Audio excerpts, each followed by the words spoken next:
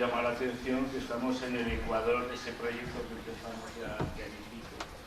Fíjate cómo se nota que poco a poco se está acercando a la facultad, pero ha sido un mundo como más grande, ¿no? Casi todos habéis crecido. No en Redondo, sino en la zona. Yo no lo sé, yo prefiero que trabajar, a ti sí que se me olvida trabajar. Bueno, una vez hecha esta introducción, yo creo que como ecuador del proyecto es genial que vean invitado que tenemos hoy.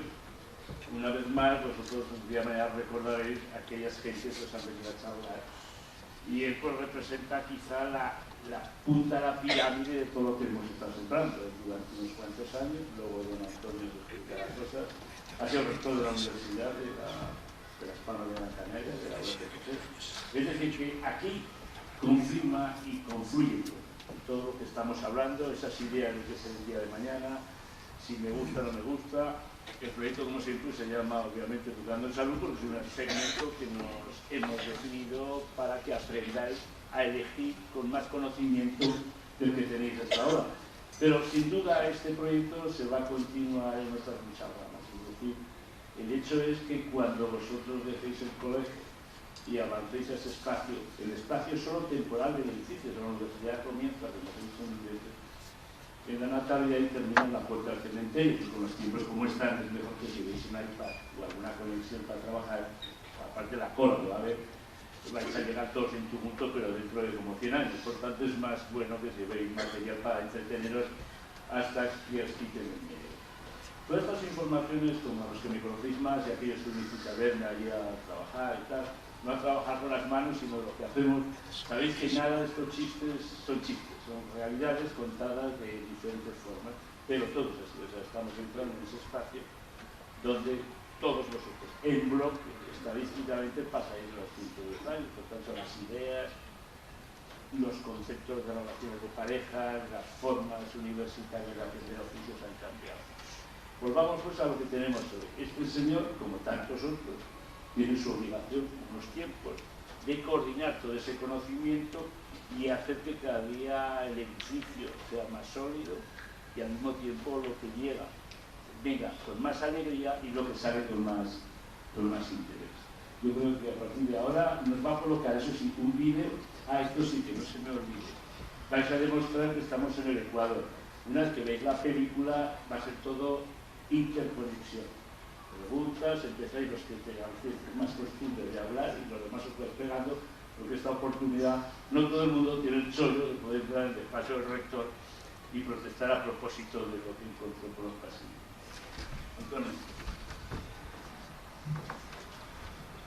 Yo voy a ser más breve que el doctor Reinal, porque de todo esto hablé ya con usted.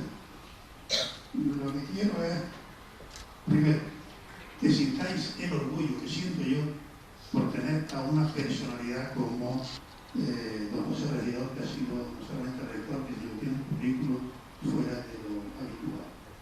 Es uno de los canarios ilustres, de los canarios que destacan en su profesión, en la biología y la biología celular. Como rector tiene también un currículo fuera de lo común y de los que puede presumir de haber potenciado una de nuestras universidades, de la Universidad de Las Palmas, que también está alcanzando cotas fuera de lo común.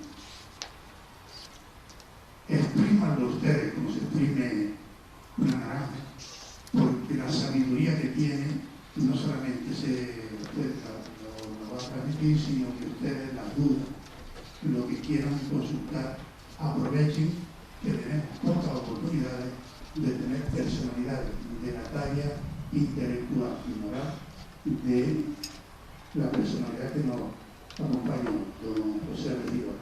Bienvenido y muchísimas gracias por estar con nosotros.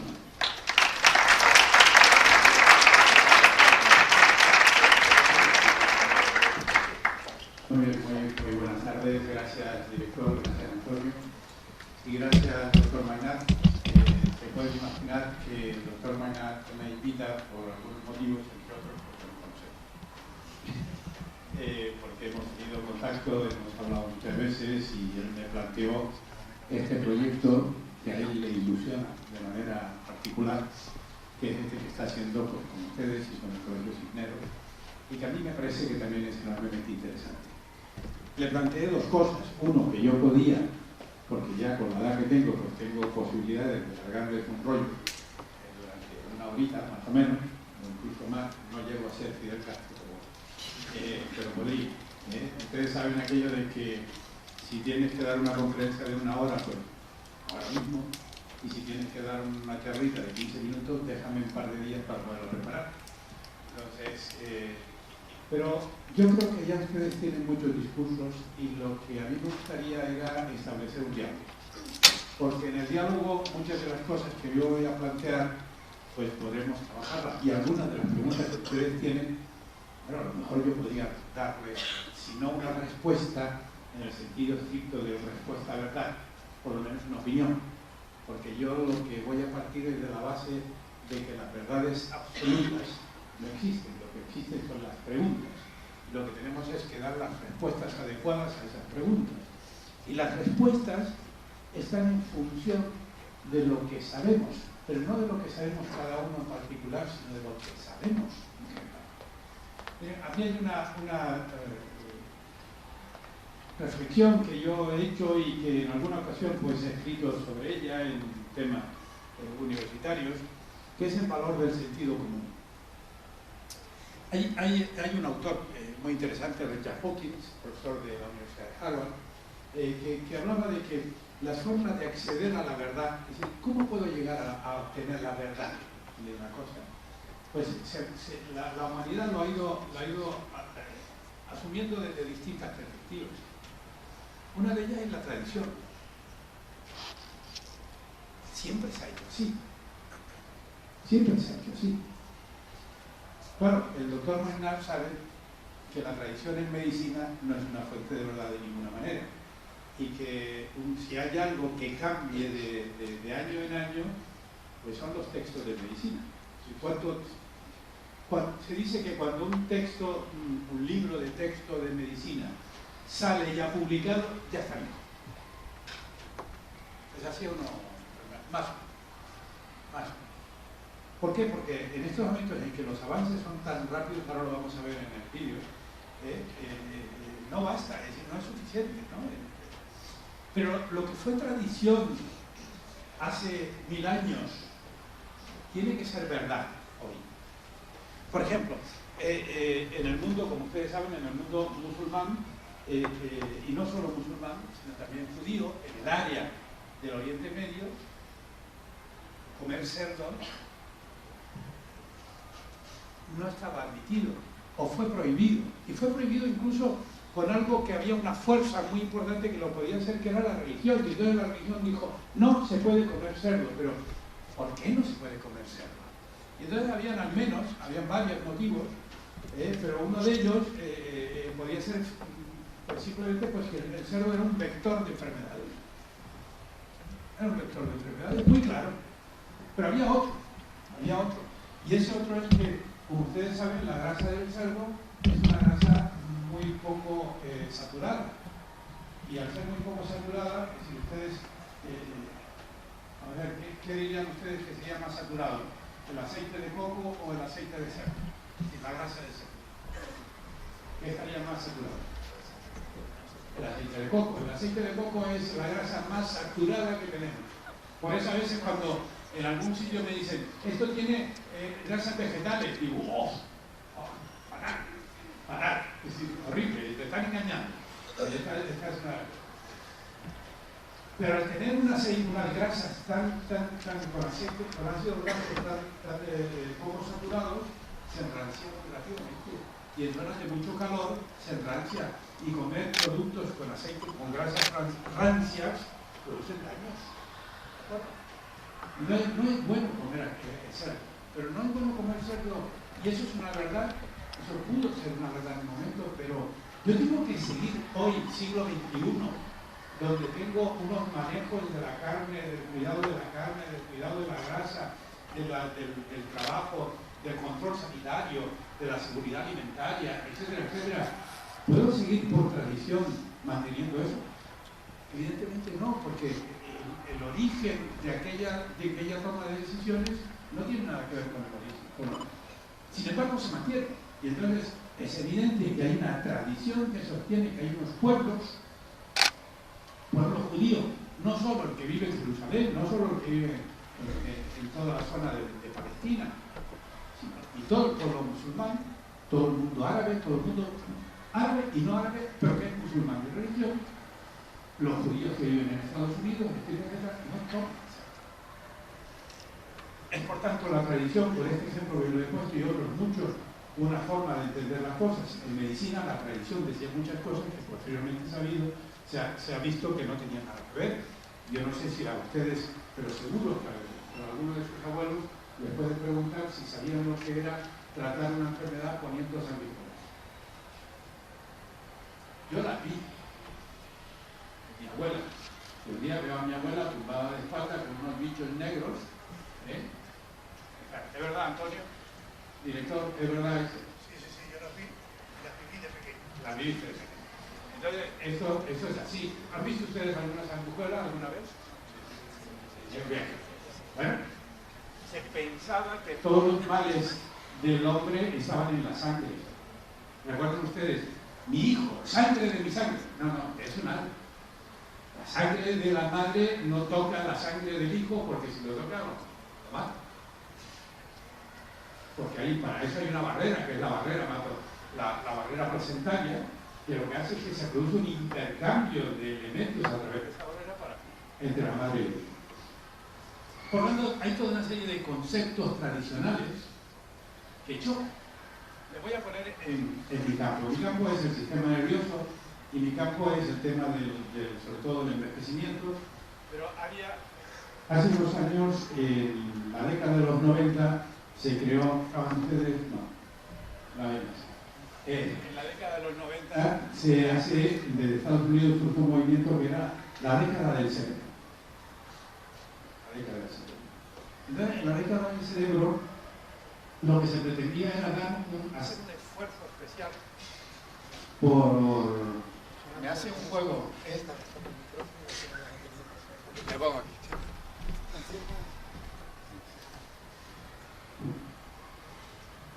Pues era hacer un esfuerzo por conocer el órgano menos conocido del cuerpo humano, en general. En ese momento estaba en Copenhague y estaba con colegas, y entre los colegas, uno de ellos, pues la esposa, pues era una psicóloga clínica y había escrito un trabajo sobre la situación del cerebro y tal, y en un momento determinado, en danés, cerebro y corazón se escriben muy parecidos. Solamente cambia una consonante. Entonces ella pone una serie de frases en las que dice, por ejemplo, para que ustedes lo entiendan, te quiero con todo mi cerebro. Y entonces la secretaria que le pasaba aquella máquina entendía que había una rata y entonces le cambiaba cerebro por corazón. Entonces ponía, te quiero con todo mi corazón. Entonces ella volvía y le decía, no, yo había puesto te quiero con todo mi cerebro. Pero fíjense, si yo le digo a ustedes, o una chica o un chico le dice a su pareja que quiero con todo mi cerebro, es muy poco romántico. Sin embargo, es que no quieres con otra cosa, porque tú a ti no te sale decir te quiero con todo mi hígado. Piensas, es decir, ¿qué es la mente? Pues la mente es lo que el cerebro hace. El trabajo del cerebro produce algo que se llama mente. Y en el ser humano, tenemos una particularidad sobre la mayoría de los animales, una particularidad que es lo que los psicólogos llaman el insight. Es decir, somos conscientes de que somos. Y no solo somos conscientes de que somos, sino que además nuestra inteligencia, porque cuidado, todos los animales tienen un determinado grado de inteligencia. Además, esa inteligencia, lo que hacemos con ella es que planificamos, cosa que ningún animal hace. La planificación además me permite sentarme al lado de otra persona y poder discutir con ella. Ningún animal es capaz de sentarse delante de otro animal y decirle, pienso distinto que tú, pero vamos a sentarnos a ver si llegamos a un acuerdo. Salvo el ser humano cuando quiere.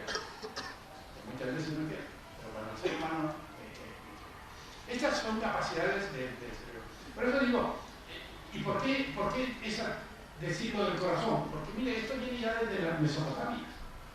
Fueron los asirios los que por primera vez dijeron que cuando se veía a un soldado en el campo de batalla que se le abría el pecho y veía en el corazón, etcétera, que era cuando se veía lo que había dentro del cuerpo, lo único que latía, que tenía vida, era el cerebro, era el corazón. Y se pensaba, porque esto después se va transfiriendo, y ya Aristóteles fue el que dio el punto el golpe a todo esto, fue cuando Aristóteles llega a la conclusión de que evidentemente en el cerebro está ahí donde están nuestras emociones, en el cerebro, etcétera. Por eso cuando estamos tensos o estamos emocionados, el corazón se emociona más, cuando estamos deprimidos, el corazón se mueve menos, etcétera, etcétera. Y que el cerebro era simplemente un dispositivo de refrigeración del cuerpo. Así que la sangre llegaba allí y se distribuía por aquella zona informe y todo esto. Nos ha llegado hasta hoy una tradición. Hay otra forma. Hay otra forma de alcanzar la verdad. Ya hay otra forma de poder alcanzar la verdad, la autoridad. ¿Quién lo ha dicho? El director del colegio. ¿Quién lo ha dicho? El rector. Entonces viene el doctor Magnal y dice, no, estoy de acuerdo. Pero fíjense, en un hospital, esto lo ha dicho el doctor fulano, y se lo ha dicho el doctor fulano, ya no discutimos nada más. La autoridad. No, la autoridad no es suficiente para yo tener una fuente de verdad. No. Entonces, ¿hay algún mecanismo que me permita alcanzar la verdad? Y entonces, de lo que yo he podido leer, estudiar y analizar y pensar, decir, bueno, pues el sentido común. No, pero perdona, es que el sentido común es lo que tú sabes.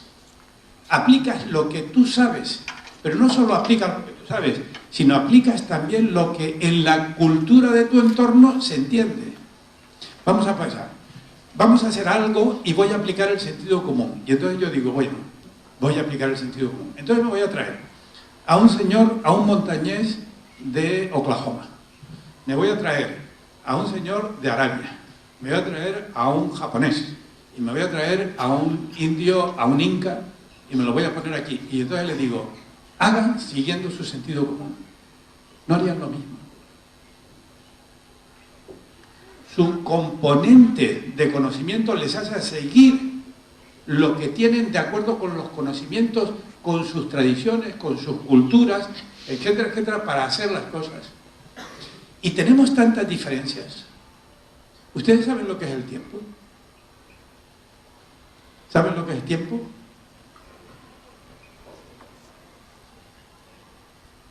¿Y qué pasaría si yo le digo que hay un pueblo en el mundo, hay un pueblo en donde para ellos no existe el tiempo? Que en su cultura no existe ni siquiera la palabra tiempo. Que ellos no piensan más allá de el día antes de ayer, ayer, hoy, mañana, pasado mañana y el día después de pasado mañana y punto. Este es el pueblo bereber. Para ellos no existe la palabra tiempo. Estando yo en los Andes, un día le digo a un inca, bueno, pero eso depende del pasado. Dice, no, es que yo voy a buscar mi pasado lo tengo enfrente. Entonces ellos tienen una cosmogonía en donde ellos entienden el tiempo de una manera completamente diferente. Y entonces yo me quedo callado y no sé qué responderles porque mi concepto de tiempo es distinto. Cuando estoy en Corea, hablo y estoy en China, voy a ponerme primero, en China, estoy en la Universidad de Xi'an y el rector me dice, acabo de terminar de hablar con un colega alemán. Dice, sí. Dice, me ha dicho que hablamos dentro de una semana porque está de vacaciones. Digo, sí. Dice, ¿qué es eso? ¿Qué es eso? Cuando estoy hablando con los coreanos, me dicen, nosotros ya tenemos una palabra para vacaciones.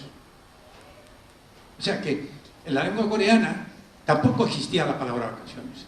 Y entonces han cogido prestada una palabra francesa, la palabra francesa de vacaciones. Entonces en coreano, vacaciones se dice vacances.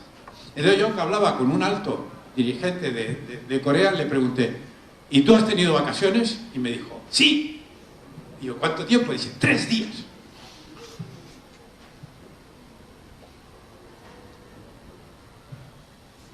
Los conceptos de tiempo son totalmente diferentes. Por tanto, nosotros estamos dentro de nuestro entorno,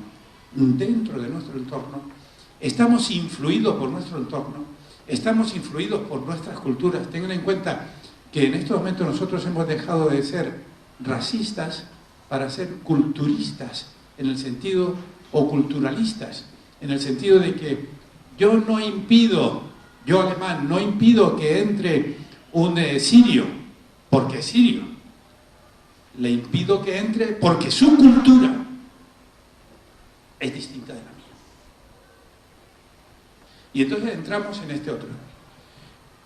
En definitiva, para pasar la película, que solo son 5 minutos, para después poder hablar ustedes y yo callarme. ¿Qué puedo obtener? Bueno, los griegos desarrollaron un modelo. Los griegos no se confundan. La inmensa mayoría de los griegos eran ignorantes, pero había una élite que sin embargo era extraordinariamente sabia y nos ha transmitido un conocimiento extraordinario. Ojo, los árabes también. Es decir, cuando yo me he encontrado en el Registán de Samarcanda, en lo que hoy es Uzbekistán, yo allí me sentí pequeñito. Aquello era una extraordinaria universidad en la edad medieval, cuando Europa era nada. Y allí no es que se estudiara el Corán, que sí, pero se estudiaba matemáticas, se estudiaba astrofísica, se estudiaba física, se estudiaba biología.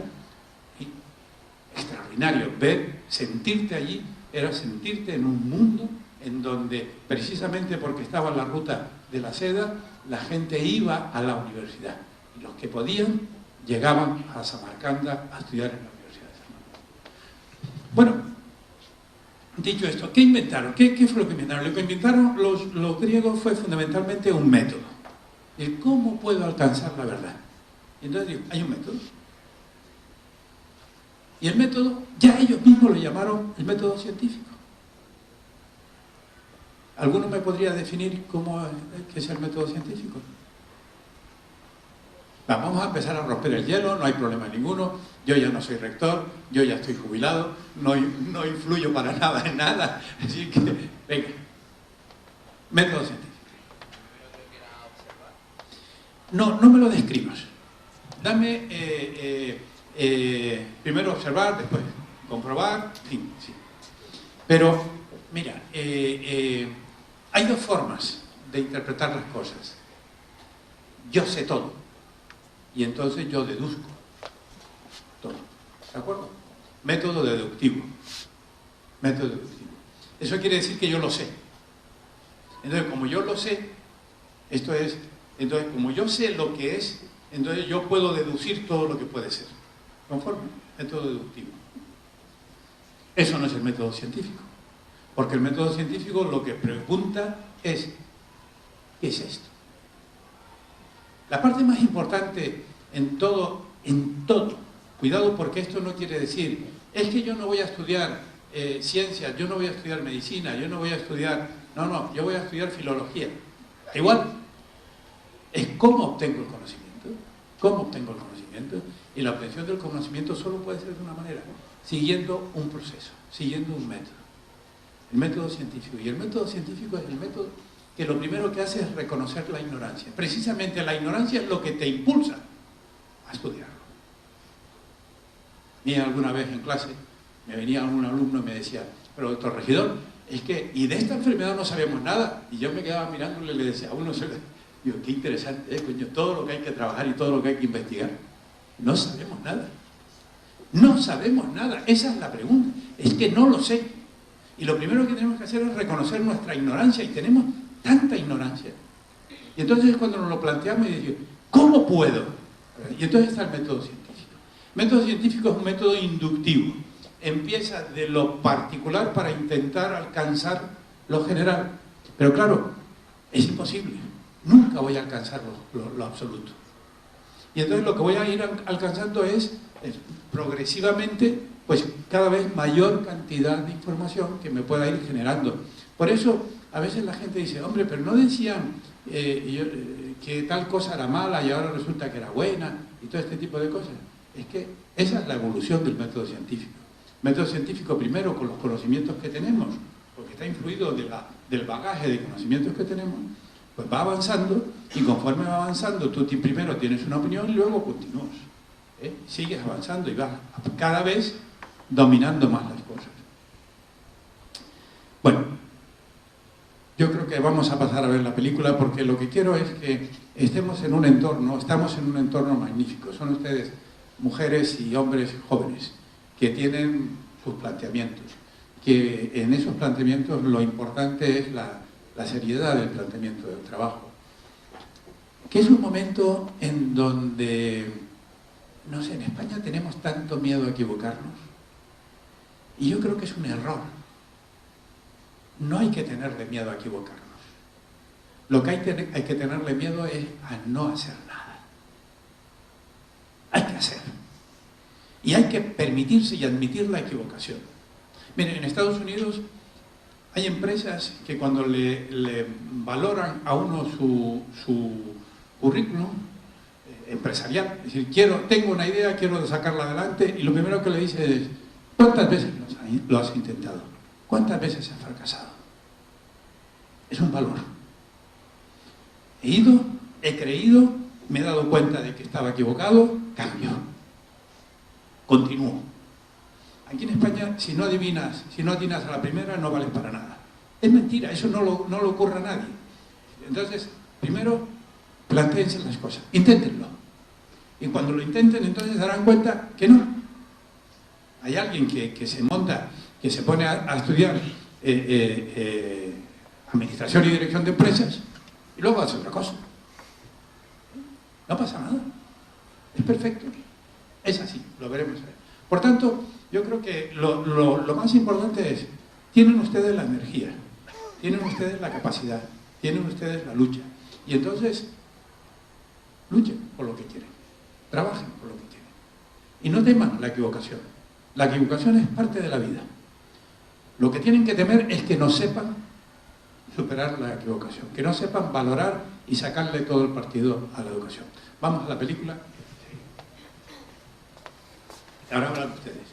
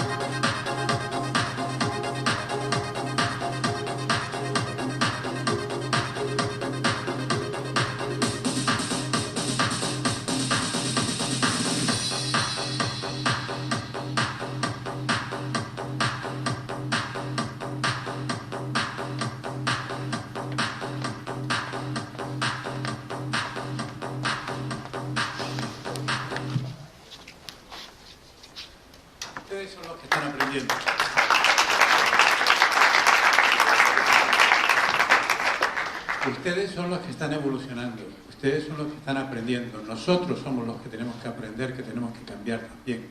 Ustedes son los que van a cambiar las cosas, porque, como decía aquí, para el 2020 los trabajos que serán más efectivos no existen hoy. Las tecnologías que vamos a usar no existen hoy. Pero cuando ustedes nacieron no teníamos ni la más remota idea de que pudiera haber un teléfono móvil. Alguna. Por supuesto, una conexión a internet ni de broma, de este calibre. Todo esto se ha producido en un tiempo cortísimo, y los tiempos se aceleran de una manera brutal, porque como dice aquí, en un año se está produciendo tanto conocimiento como se había producido en los 5.000 años anteriores todos juntos. Es una cuestión exponencial, cada vez más. Y ustedes van a ser parte de eso. Y ustedes van a ser las partes que van a generar ese tema. Me gustaría movilizaros un poco, dos preguntas rápidas a propósito de temas que ha hablado. ¿Cuántos tenéis una pregunta lista para hacer ahora mismo? Levantad la mano. 2. ¿Cuántos habéis tomado notas de lo que él ha dicho? El otro día os lo dije también. Volviendo al tema, y vamos a enlazar con casi todo lo que ha dicho, con el cerebro. Una cosa buena de la tecnología es que podemos almacenar conocimientos, pero el cerebro es cierto. Por años el marketing dijo que el corazón no deja de ser más que un motor, que si tienes un tío al lado, te lo va a hacer de otra cosa y vas a funcionar. El cerebro es lo que mueve absolutamente todo. Por tanto, aunque ahora digáis, es que tengo la mitad vacío porque, voy cogiendo información y me acordaré, no, así no funciona el cerebro. El cerebro, como todas las máquinas, necesita el flujo. Llámalo eléctrico, llámalo de estratosfera, llámalo de petróleo. Por tanto, acordaros, os quedan 6 meses, 7 para ir a la facultad. No empecemos a perder el tiempo del primer día. Vosotros todo lo que escuchéis, lo referís, lo grabáis. Hoy día hay un chollo, que es el Google. Fijaros si la wiki, que es de nuestros tiempos, ¿de qué ha servido? Porque el conocimiento se almacenó. O sea, no volváis a estar en una reunión sin traeros unos folios. Volvamos a algunas cosas más. Porque es importante, me pregunta, ¿y tú te darás cuenta? Pues a lo mejor yo, porque me queda por delante otros 100 años, porque yo estaba convencido y nada me llama la atención, que esta es una visión curiosa diferente. Y ha cometido, eso sí, un error oficial, que es que decir que está jubilado. Acordaos esa charla que os di, que si Dios quiere va a desaparecer la palabra también del diccionario. Nos vamos a hacer como los coreanos, que cuando les preguntas por las vacaciones, el que es muy culto, cogió 3 días, ¿no? Y nosotros, estos niños, no van a saber lo que es la jubilación. Una vez sacado estas cosas a relucir encima de la mesa, venga, los que han levantado la mano, la primera. ¿Quieres que le pase el micro? Pero vamos, si se puede poner aquí, venga aquí, que hacemos así más. Tú lo quitas en la cámara. Venga,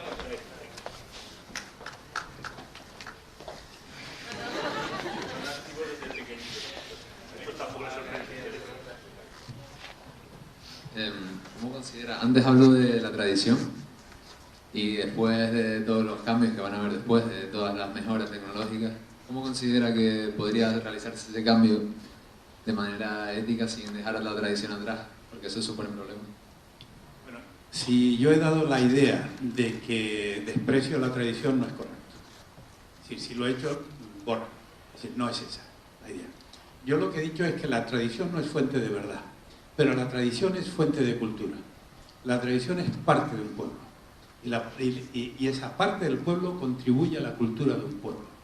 Si lo que utilizamos, es la tradición como un elemento de soporte, de cohesión de un grupo, es decir, lo que nos separa a los canarios de los aragoneses, aparte de la calidad, es las tradiciones, que son completamente distintas. Oiga, es que la Isa es una especie de jota, pero mucho más bonita. Bueno, pero si vamos, es decir, una de las cosas interesantísimas que yo he tenido la oportunidad de vivir por propia afición y en algunas ocasiones por obligación, es conocer el mundo, el conocer las culturas. Conocer las culturas lo que te dice es, primero, la humildad de saber que tu cultura no es la mejor, es tuya, punto. No es más. El valor de tu cultura es el valor de tu cultura y punto. No hay que estar comparando. 2. La inmensa riqueza del cerebro humano, que es capaz de establecer una extraordinaria sinfonía de culturas, todas distintas, pero todas creando grupos de personas capaces de unirse en esa cultura. Por tanto, yo sí creo en el valor de la tradición, sí creo en el valor de la tradición, pero creo en el valor de la tradición de manera que no sea un elemento que condicione mi acceso a la verdad. Te voy a poner un ejemplo muy sencillo. Yo hablo con un fabricante de quesos, con un señor que hace queso. Y entonces le digo, oye, este queso que tú haces, que está muy bueno, en estos momentos no es un queso interesante porque el queso es muy grande. Entonces, cuando yo era pequeño y que vivíamos en unos entornos familiares más amplios, pues un queso de aquellos te duraba en casa de mi abuela pues un día o dos. Pero claro, ahora yo que vivo nada más que con mi mujer y de vez en cuando vienen mis hijas y mis nietos, pues un queso de esos se me queda baboso en la nevera y lo tengo que tirar. ¿Y por qué no lo hacen más pequeño? Y entonces me dice, yo es que tengo la medida para este queso y ya está. Y yo ya no me muevo porque tengo la medida para este queso. Esta es mi tradición. Y entonces yo digo, no, esto no va en contra de la tradición. Lo que va es en contra del bolsillo, del propio quesero que no lo está vendiendo. Termino de poner el ejemplo del queso. Fíjense, son los quesos canarios buenos, son magníficos. Y entonces, ¿por qué tenemos que comprar quesos mucho peores simplemente porque están mejor envueltos en paquetitos más pequeños, en tarrinas suficientes, etcétera, etcétera? ¿Es verdad o no es verdad? Uno se va a un supermercado y lo va a decir, ¿qué ha pasado? La capacidad de innovación que tenemos es muy reducida. ¿Y por qué esa capacidad es muy reducida? Porque nos basamos en la tradición. Entonces sí que no estoy de acuerdo. Ahora, con lo otro de la tradición, claro, y esta es una idea en donde además esta suma de tradiciones, esto de haber vivido en los Estados Unidos, haber vivido en Dinamarca, el haber viajado por medio mundo, haber conocido el mundo oriental, que para mí ha sido una visión completamente diferente de las cosas. Mire, Corea era un pueblo, una república absolutamente pobre después de su guerra civil, pero absolutamente pobre. Vivía de la agricultura y de la pesca. Y un día deciden que no, que tienen que vivir de esto. Y entonces montan una industria, montan un sistema industrial, pero el sistema industrial, no digo que no esté apoyado porque estoy convencido de que tuvo un apoyo de los Estados Unidos, etcétera, etcétera, pero ellos deciden montar una industria. Pero la industria la montan de tal manera que entonces ellos deciden que la industria no puede ser una industria para repetir lo que hacen otros. Y entonces deciden que tiene que ser una industria competitiva. Y esa industria competitiva tiene que llevar una innovación en las cosas. Y entonces tú dices, mire, es que la península coreana está en el quinto demonio. ¿Recuerdan esa frase? Es que estamos muy lejos del continente. Corea está muy lejos del continente. Está muy lejos de Estados Unidos, está muy lejos de Europa. Canarias es que no puede porque necesitamos ayuda porque estamos muy lejos de Europa. Corea está más lejos de todos lados. Pero las empresas coreanas todas se caracterizan por una cuestión. Tienen un departamento de investigación y desarrollo extraordinario. Mire, Samsung, a lo mejor ustedes no lo recuerdan, pero Manolo, ¿tú te acuerdas de una marca que se llamaba Grundig? Y de una marca que se llamaba Telefunken, y de una marca... ¿Y dónde están esas marcas? Nos han comido. Samsung nos ha comido. LG nos ha comido. Hyundai nos está comiendo. Y así sucesivamente. ¿Saben cuántos investigadores tiene el departamento de I+D de Samsung? 25.000 investigadores. ¿Saben cuántos investigadores tiene el Consejo Superior de Investigaciones Científicas de España? 9.000. Es decir, solo el departamento de I+D de Samsung tiene casi 3 veces más investigadores que el Consejo Superior de Investigaciones Científicas de España. Y entonces, ¿por qué ahora Corea no está lejos? Porque tiene conocimiento, porque tiene ideas, porque tiene productos generados en la investigación y en el desarrollo. Miren, para mí hay una frase muy importante en este tema. Nada nos esclaviza más que la falta de conocimiento. Cuando un pueblo no es capaz de desarrollar su propio conocimiento, ideas nuevas, generar productos nuevos, generar sus propias, no es capaz de hacerlo eso, somos esclavos. Nos contentamos con que producimos plátanos, pero ¿a qué precio? Al estar dependiendo de la limosna de Europa. Nos contentamos que vienen turistas, ¿a qué precio? Al que nos dicen los tour operadores europeos que nos van a mandar los turistas, que tenemos nuestro. Pero podemos tener cosas nuestras. Tenemos gente que sea capaz de hacer cosas distintas y que cambie las cosas. Esa es la visión. Pero la visión no es una visión política, la visión es una visión desde el conocimiento, desde la investigación. Y en este sentido, oiga, ¿y me vale la tradición? Sí te vale la tradición. Sí te vale la tradición. No como fuente de verdad, pero sí como apoyo y de diversidad de lo que tú haces.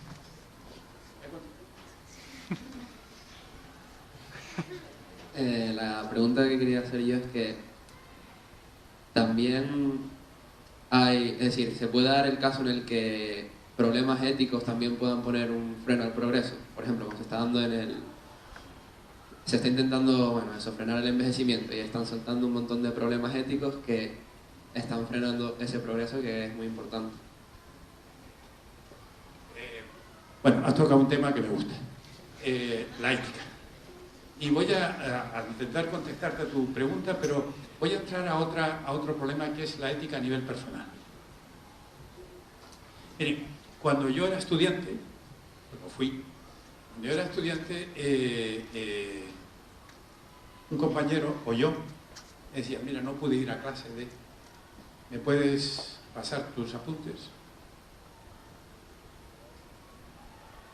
Pero ahora resulta que cuando yo voy a una clase, sobre todo en aquellas carreras muy competitivas, en medicina es una de ellas, en donde si yo tengo mejor nota que tú, yo voy a poder acceder a la especialidad que yo quiero, en el hospital que yo quiero, entonces nos estamos encontrando con una situación en la que yo no te presto nada. En la que me vuelvo egoísta porque si soy generoso voy en contra mía.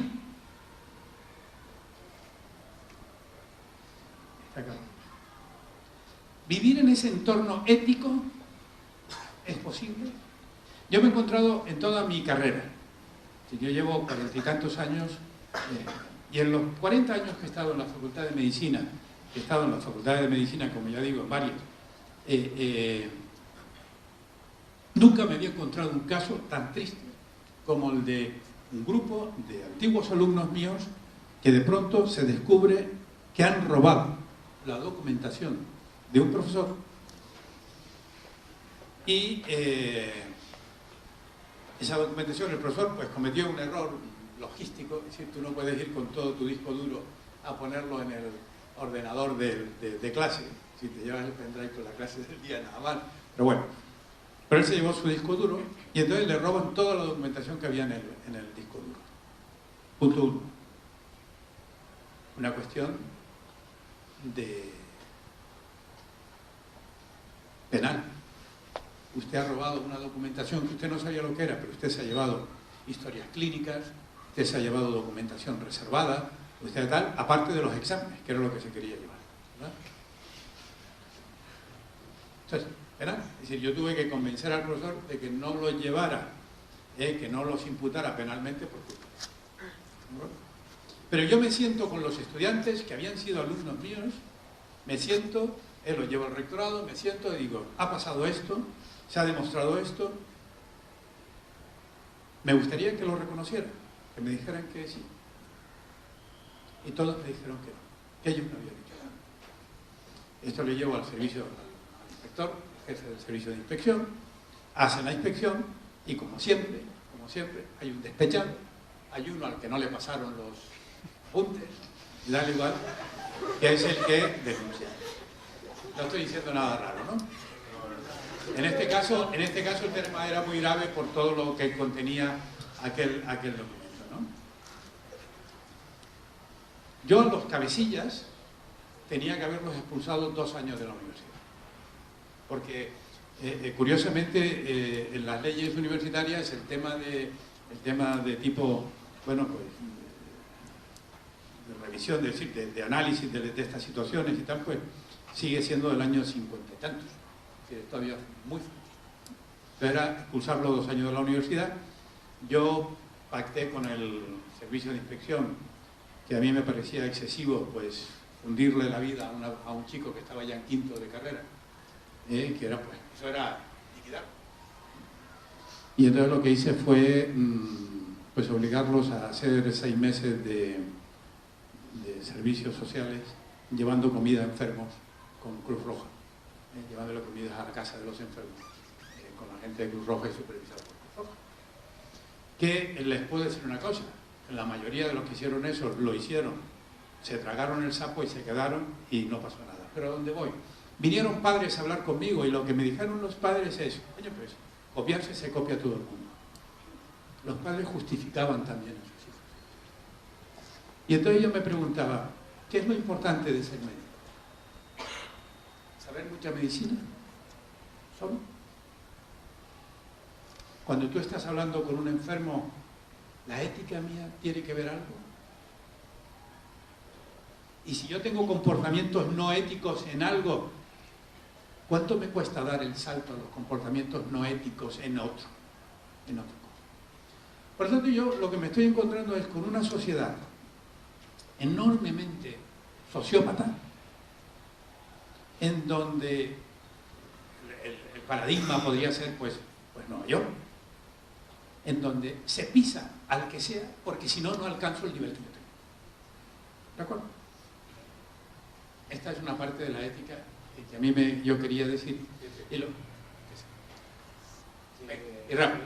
3 minutos para que luego Y todos los días se lleve un mensaje a casa. Vale. Desde el texto y eso tenemos 5 minutos. Bueno, y la parte de la ética que estábamos, que él me planteaba. Hombre, hay cuestiones éticas en que se plantean. Mire, el mayor problema que tenemos en la sociedad actual es que los científicos no hemos sabido explicar adecuadamente el valor de todo lo que se hace en la investigación científica. Y eso es un error, porque generalmente el científico se mete en su laboratorio y trabaja y no se da cuenta de la importancia que tiene darle a la sociedad el conocimiento de lo que se está haciendo. Y es posible hacerlo. De verdad, hay cosas muy complicadas, pero todo se puede explicar. Y es muy importante porque miren, la mayor parte de las fuentes de financiación de la investigación que se hace en el mundo es pública. La mayor parte es pública, directamente del gobierno o indirectamente a través del gobierno, pero la mayor parte es pública. A veces me dicen, oye, es que ustedes en Estados Unidos, yo he estado en el área de Boston. Boston es un área enormemente importante desde el punto de vista de la investigación. La mayor parte de la investigación es pública, es del Estado. El instituto más importante de la salud, el NIH, es de financiación pública. Pues tenemos la obligación de decirle a la sociedad que nos paga qué es lo que estamos haciendo. Y como no lo hacemos, entonces surgen miedos. Yo hace poco firmé el manifiesto en change.org, firmé el manifiesto que pues tuvo la iniciativa un premio Nobel, Robert Richard, al cual yo conozco personalmente, en donde acusaba a Greenpeace de crimen de la humanidad. ¿Por qué? Porque impedía que se pudiera desarrollar un arroz con provitamina A, que podía resolver las muertes en zonas, sobre todo de la parte indonesia, donde la alimentación es tan pobre que los niños se mueren simplemente porque no comen nada que tenga vitamina A. Y ellos decían que como están en contra de los transgénicos, absurdo, porque seguro que en Greenpeace hay diabéticos cuya insulina es hecha por transgénicos, por organismos transgénicos y tantas cosas en este sentido, es ir contra el propio conocimiento, es ir contra el conocimiento, esta es ir contra la verdad. Y esta era la ¿Qué situación. tú les dirías, porque con este ya has terminado, qué les dirías tú a estas gentes que se lleven a casa? Porque tenemos 3. Dos palabras. Uno, sean ustedes mismos. 2, estudien todo lo que puedan, pero críticamente. Críticamente. Sean ustedes sus propios críticos. Cuando lean, discutan. Verán, y cuando lleguen a la universidad lo verán más, que para determinadas cosas hay distintas interpretaciones. Razonen la suya. Capten la suya. Pero cuidado, se pueden equivocar. Y sean capaces de reconocerlo y cambiar y seguir avanzando. ¿De acuerdo? Por tanto, sean ustedes mismos. Y sean valientes. Hagan lo que quieran ser. Háganlo. Luchen por ello. Es su vida. Nadie les puede decir lo que tienen que hacer. Háganlo ustedes. Luchen por ustedes. Y en ese sentido, luchen con este trabajo. Cada persona tiene su vida. Cada persona tiene sus ilusiones. Trabajen. En la universidad hay una realidad muy importante. Se llama tesón y trabajo. Y la universidad, además, es la etapa más bonita de la vida, en la que mejor se vive, en la que más se trabaja y en la que la mente está más clara, más limpia y en donde podemos hacer. Aprovechenlo en este sentido. Por tanto, luchen por ustedes. Y esto es cierto, como comprenderéis, porque quiere decir que lleguéis a poder hacer lo que hago yo, moderar, aunque sea el rector de la universidad. Y eso es curiosamente lo que tiene que aprender uno en un conflicto social. O sea, este señor ha llevado esta pirámide, pero yo soy un hombre muy afincado a los tiempos, al orden, al método. Entonces hemos tenido realmente un chollo. Bueno, chavales. Chao.